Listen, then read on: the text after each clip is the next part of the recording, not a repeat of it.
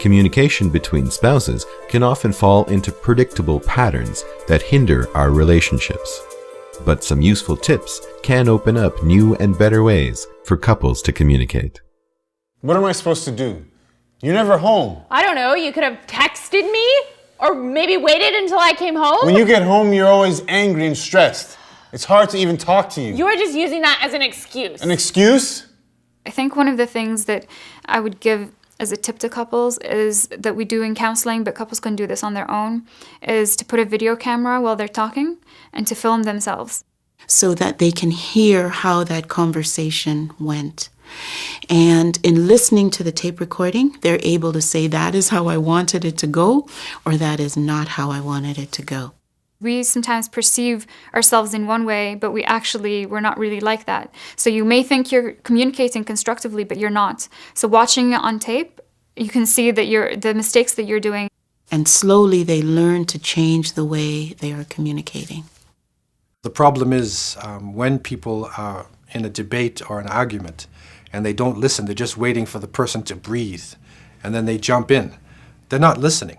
Or sometimes you even might interrupt them actually mid-sentence because you're not really listening to them in order to communicate and understand what they're saying, but you're just listening in only enough to get your own point across. So you're listening to your own responses. When we communicate in our conversations, we give out information to people, and those can be divided into 4 categories. So the first one is facts, the second one is behavior, the third is emotions, and then the fourth is needs, ambitions, and goals. Don't just listen to their words. Try to listen to where they're coming from. How are they feeling about something? That's really important.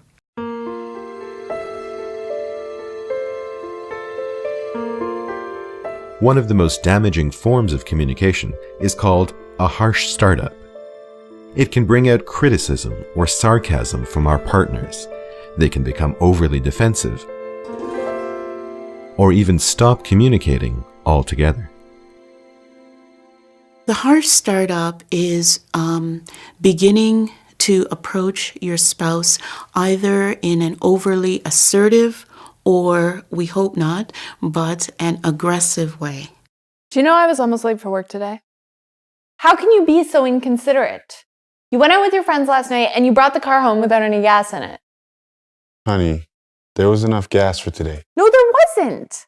I'm not like you. I don't leave the car bone dry before filling it up. I hate it when you do this to me. All right. I'll make sure there's enough gas next time, okay? Next time. Next time. How many times am I going to have to remind you? Why don't you just listen to me? If the other spouse feels threatened by it or feel pushed back by it, they are not willing to engage you. So some of the things that we often do is starting a conversation with a criticism, being judgmental, starting it off by putting down the other. Those tend to not invite the other person to engage with you. And the purpose of the startup is to start a conversation. It's always easy to listen for facts and behavior. What's more difficult is deducing the emotions and the ambitions and the goals. Always ask yourself, what is the emotion behind that, or what is the goal behind that? You can understand that person better. Sweetheart, it's just in the mornings I get so stressed, little things set me off. Well, I mean, what is it? Are you not enjoying work anymore? No, I love my job, but the hours and one of the supervisors I could certainly do without. Well, I think you're one of the best people they have. Thank you. I guess I really got on your case about the gas, huh? No, you were right. Except I could have said things a little bit differently. Yeah. I guess it really put you off, huh? Yeah, I feel hurt sometimes when you get angry at me. So once you reach a point where you can figure out what the emotions are without the person stating them directly, it leads to better relationships. And also encourage your partner to do that back for you as well, so that you feel your needs and wants and wishes are heard. And ask them in a supportive way, and ask them in a way that speaks from the I, not the you. Just let them know that I would really appreciate if you could just, listen to what I'm saying and understand where I'm coming from. 2 simple steps can go a long way to improving our marriages. The first, a positive attitude about our marriage. The second is to make time exclusively for one another. One of the things, if the husband or wife don't give each other the best of themselves, they need to find time to give the best to themselves. The husband and wife will have a special time that they will sit and discuss. Maybe it's after Salat al-Fajr.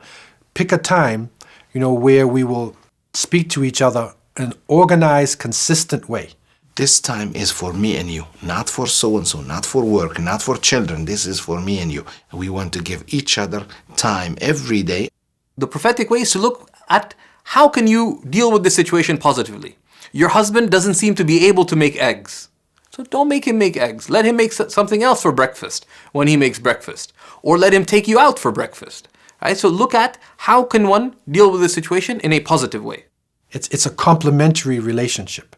And that complementary relationship, just that understanding alone, will help us to communicate, because you're dealing with a partner now. That is why in Arabic they say zawjain. It's companions. So it's not just husband and wife, but it's 2 companions.